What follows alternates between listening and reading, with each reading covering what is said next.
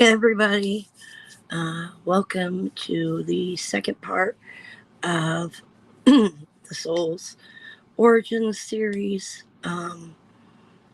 I hope everybody is doing well. Gonna give it a few minutes, see if anybody comes in, and if not, that's okay. If you do join, please say hi as you come in.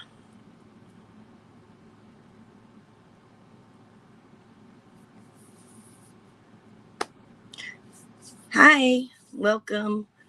So, tonight we are discussing the soul's journey and exactly um, what that entails.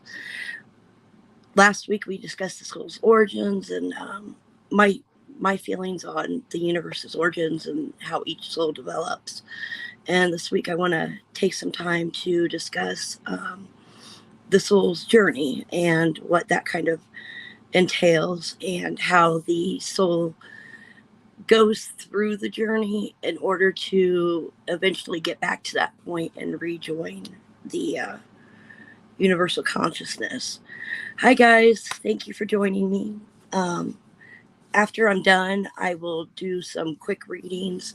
I'm not going to make this an extremely long live like last week because Mike has his ceremony tonight when we're done here. Hey, I do want to share the um, my email address with you so that you guys can send me questions.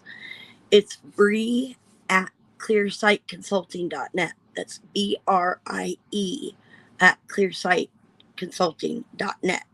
So if you have any questions, next week we're going to be discussing past, present, and future lives. And then the following week we'll be talking about soul evolution. So the soul's journey and soul evolution, they all fit together. But tonight, I want to kind of introduce you guys to the concept of your soul being given an assignment and how it goes about fulfilling that assignment. So, as souls or come into being, as they blip into being, you are going to find that you have souls that are given um, guardianship duties. That means that that soul is always going to be drawn into an environment that requires it to go through a lot of turmoil in the younger years in order to prepare it to be able to carry out that guardianship duty. Like I talked a little bit about different realms last week, the shadow realm, the light realm, and the dark realm. And there's guardians of each of those different realms. What they kind of do is they stand at the doors of those areas and they make sure that the energies that are supposed to be there are there. So in shadow realm, it's really all about maintaining that balance between positive and negative, light and dark energy, helping people follow and learn how to embrace their shadow self and how to walk in the light but respect the dark, or if their soul was meant to walk in the darkness. I work with an individual who she is a dark worker. She actually, the dark energy is where she gets drawn to. But what her goal is to show people how to get into the neutrality or how to get into the light. So she's kind of like a messenger, a carrier, the couriers that they have in the big cities. So she'll find somebody who needs help, who has gotten lost in the darkness, and she'll lead them out of that. That is what her current um, duty is. And this is part of her soul journey. It's to allow her to get back to that divineness as she goes through her lives, reconnecting with pieces of her she's lost over time. So once your soul has incarnated, it comes with a purpose, and that one purpose for everybody is to experience different energies, to experience life in its fullest from every realm that it feels drawn to. And again, when you're given a particular assignment, such as a guardianship assignment, then you are always going to find that you are repeating things, but you're learning how to do that duty to the best of your ability. So you become like the A1 go to person. Um, with the journey of a lot of other souls, it's just simply you are given the opportunity to go out and experience um, what it's like to incarnate. And your job in each of those lives is to find experiences you haven't had in the past. Um, and that's going to allow you to fulfill that need that the universe originally had, which was from which it fragmented. So after you've completed your lives, your soul journeys, it evolves, it moves through different stages of awakening. You reconnect with parts of you you've lost over time. And once you're complete again, once you've gone through all the steps, then on your last life, you are given the option to reincarnate again, but to do so when you come back as a fully awakened soul, or you're given the option to go back and join the divine consciousness, which is what the ultimate goal of every soul has, since the first one was incarnated, has been. That is really what life is about. It's about teaching us, it's about um, exploring things that we haven't in previous lives. It's about learning and evolving so that when we rejoin this universal consciousness and we all come back together, the idea is that we will come back together and feel whole as a universe again. Um, I'm hoping that makes sense to people. The soul journey is not a huge part. I mean, it is what the soul's all about, but it's not a huge part of my segments that I'm going to focus on, because I want to really focus more on the past lives and evolution and that stuff in further weeks. I also want to apologize for pushing this back twice. Um, you know, life happens. So, what questions do you guys have for me? I really would like for people to, if possible for next week, email me any questions you have. Again, it's Bree at clearsightconsulting.net. And that way I can address these during the live, because I know lots of people have questions. So, hi, LaShonda. Hi, Jenica. So, right now, I'm going to take the next 20 minutes. You guys throw questions out there. What do you have questions about the soul's journey? My cat's over there climbing things she shouldn't. So if you guys hear anything fall, it's my cat.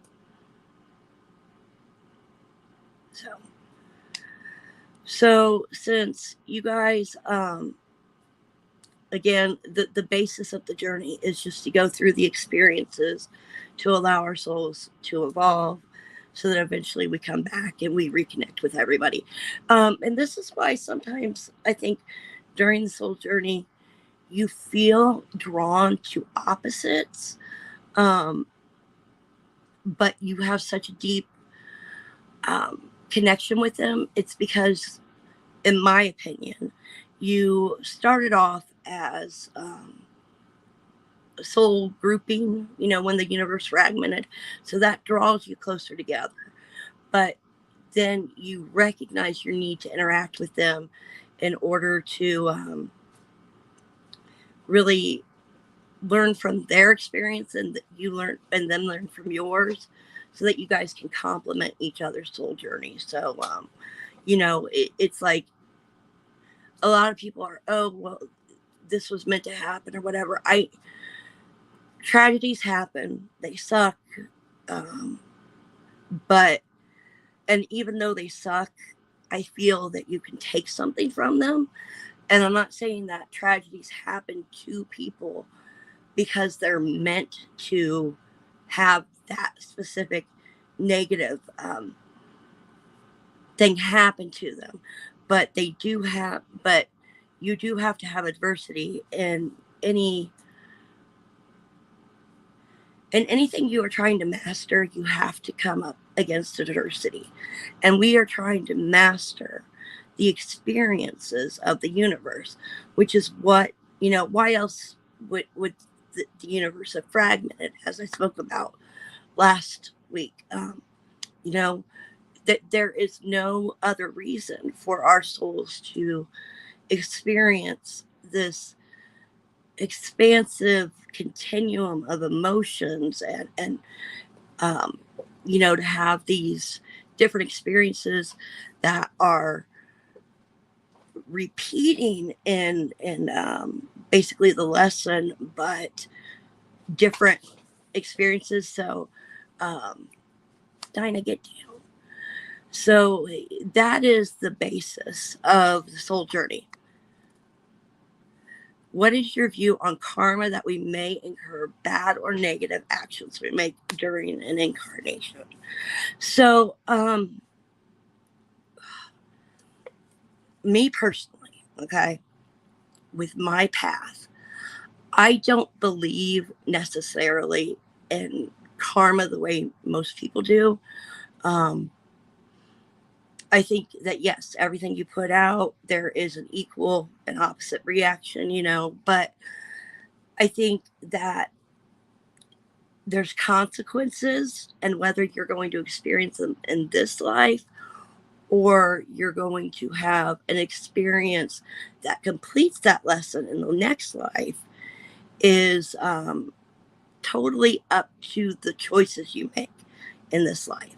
So if I make a bunch of really crappy decisions in this life and I insult a ton of people and continue going through my life just disregarding people's feelings, and this is a broad spectrum, but if I do that and I never learn a lesson, then in the next life you're going to probably continue doing that same thing because your soul didn't learn, but you're going to be slapped with a point where you are finally like, damn, this isn't okay. And you'll start making that evolutionary change. So, bad actions or karma following us, I think it's really just the universe's way of saying, you didn't learn the lesson, you need to learn it, you need to learn how to be a complete soul, a more evolved individual. I also firmly believe that there are people put in your life or who come into your life, or that people in your life come into contact with, who are able to and are basically charged with able to bring about your karma. So in that, we're looking at hexes and curses and spells that are meant to, screw with you or whatever. If it's done properly, um, and ethically, then the spell should come to an end when a lesson is learned, because that is what that's what we're here for. That's why we are incarnating into different dimensions. That's why some of us are able to, in dream realm, reach across these different dimensions or trances and experience everything, and come back with these messages. It's so that we can help evolve the soul, which is again in 2 weeks that we'll talk more about that. But that's my viewpoint on karma, and negative energies following you. Now, do I think that there are sometimes people whose soul ends up with an attachment that is negative energy? Absolutely. There are people who, in one of their lives, they may have made a very close connection or just really upset a specific energy. And that energy tagged your soul and is like, wherever you go, I'm following until you make amends, or you get somebody to send me away. So I think that can and rarely does happen also. I have some unique opinions on demons and energies like that, negative energies. A lot of them are there and they might cause some mischief, but I think a lot of things, unless that particular energy has had a particularly traumatic incarnation itself, then they become more of the violent type, the malignant, the maleficent, so nefarious type energies. That's my thought on it. What other questions do you guys have?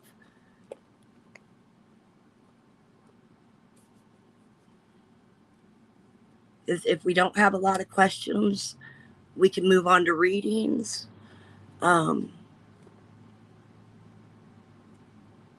This weekend energy has been crazy for a lot of people. We've had those solar flares. Last night, I didn't do the broadcast because my son was being super clinky, and he actually ended up having pretty big seizure last night, which was, I'm attributing it to the solar flares. How's this week's energy treating you guys?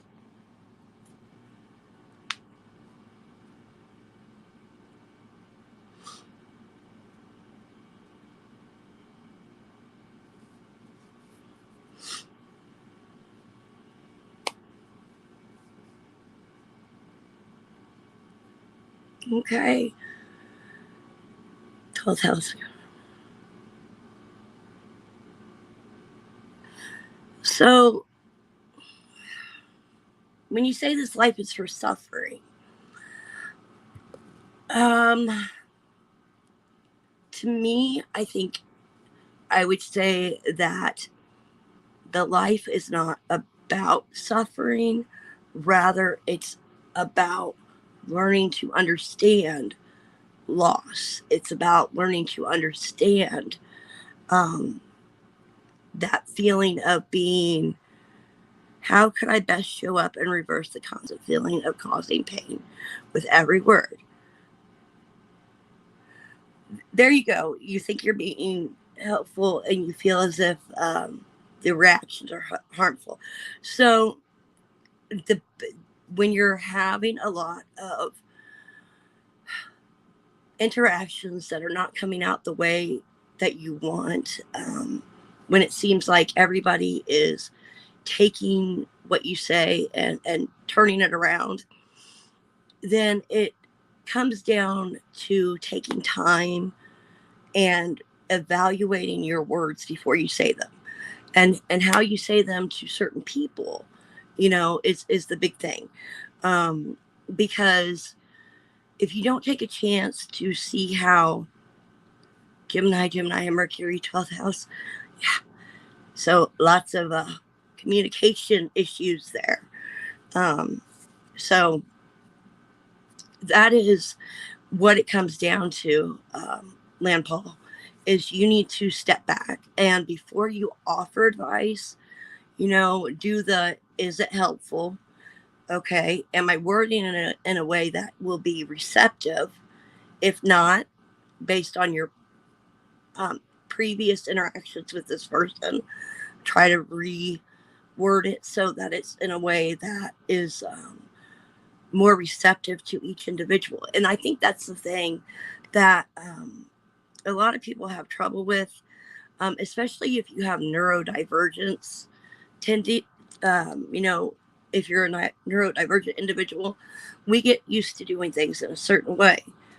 We interact with people, and basically it's when we react or we go to give advice or whatever, we don't change how we do that between people. So so I using the Scorpio energy to to expose their own folly via expression of your experience. So in that case, unless you're accessing that Phoenix Scorpio energy, it's going to be really hard, um, because you know Scorpios, about transcendence and evolving, and going through the life and death and transformative process. If you can express the negative consequences of somebody's actions, or the probable consequences of somebody's actions, by stating, look, I know that you're an adult, you're going to do what you're going to do, life is yours to choose what you want. And if you're open to it, I just want to make you aware of some things that can happen based on your decisions. That's that you're free to choose your own path, but I want you to know, you know, that you could have consequences based on your actions. So you're not saying this is definitely going to happen to you. You're saying, look, I've been through something like this before. This was my experience. So if you can somehow minimize damage, then maybe take a step back and change your course a little bit. You can still get to the same goal, but you can do it a different way. You could choose to use the door instead of the window type thing. Does that make sense? So yeah, that Gemini and Mercury in the 12th house, man, feels like you're running out of time. Sign that it's not integrated enough to and that's one of the things, if you looked on Instagram today on the Mystical Illuminations page, that was actually part of the message, was pause, practice the pause, which is huge for everything and everyone right now, whether you're talking about metaphysically, philosophically, theologically, doesn't matter. Everybody needs to practice the pause right now, because everybody is in a very vulnerable, energetic, emotional state. If you have young children, especially if you have young children who are, I'm going to say special needs, and that is to encompass any child with any form of physical, mental, emotional, any disability, or different way of thinking, or whatever. You're going to see them acting out very, very badly over the next week or so. And it's not that they're bad kids. They're not bad teenagers. They're not bad adults. They might just be making poor choices. So, because they haven't learned and they don't have the capability to practice that pause. So right now, yeah, you just need to stay hopeful, and you need to practice that pause. We're having all kinds of solar flares, and that's just affecting people like crazy. It's affecting equipment. It's affecting animals. It's a huge thing. And again, on a soul journey type of thought, we are in a moment where a lot of people who are awakening into a higher state of soul evolution are being exposed to these energies, whether through themselves or people around them, and they are learning how to step back and practice the pause. Hi, Shireen, how are you? So hopefully that makes sense. It's really, this is a time to make lists of pros versus con. It's time to count to 10 before you respond. All that good stuff. And it's also a time to practice not letting things personally affect you, as in, don't take it personal. Okay. um, I am going to allude to in a recent event where somebody was chose to injure another person versus practicing the pause. And I think that that person just was kind of overwhelmed with all the energy and all the life events that have been going on, and things have been piling on this person for so long that they reacted in a way that some people feel is acceptable because they were, doing it in response to somebody um, insulting a person they care very much about in their eyes. And other people are like, no, no, you should never do this. Here's the thing, that person made that action because of the pressures of the universe and the energy that's so crazy right now. And they are not, even though they have practiced the pause in the past, they had to have that lesson to say to them, look, you still are learning. You still need to learn to practice that pause. And that he's having all this backlash. Again, whether it was scripted and he acted out, whatever, it doesn't matter. The pressure of the universe led to this pathway of actions. And he did. He let his you know, lower animal mind, his emotions take over, and let his ego direct him of, you know, publicly acting out. I'm not going to say whether I think it was a good thing or a bad thing. I'm gonna look at it from a energy standpoint of, I understand he had a lot of pressures, and everywhere he went, he just kept getting more pressure. So eventually he reacted to those pressures and a buildup. And, now it's time for him to re examine things and relearn that lesson that he learned years ago of practicing the pause, which again is what a lot of us are needing to do right now. Whether it's with friends, family, career, our business, whatever, before we react to what people say or how people are behaving themselves, we need to step back and say, is this action going to positively or negatively, provide consequences for me? So the choices of today are the consequences of tomorrow. I know somebody said that. I don't know who. So, what other questions do you guys have? Hi, Shannon.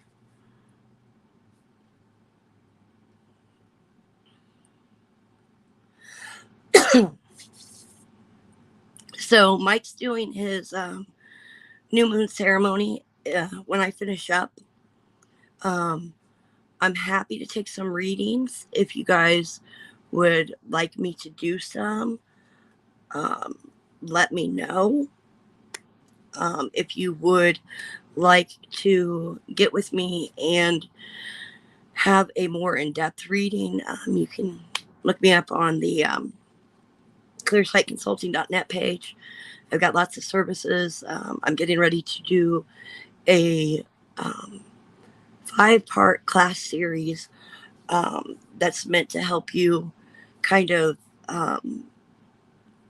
progress through some metaphysical ideas. And one of my first ones is going to be on shielding and cleansing. So, if you guys don't have anything for me and you are not wanting to do readings, I am going to go. That way Mike can get started. I know you're all excited for that.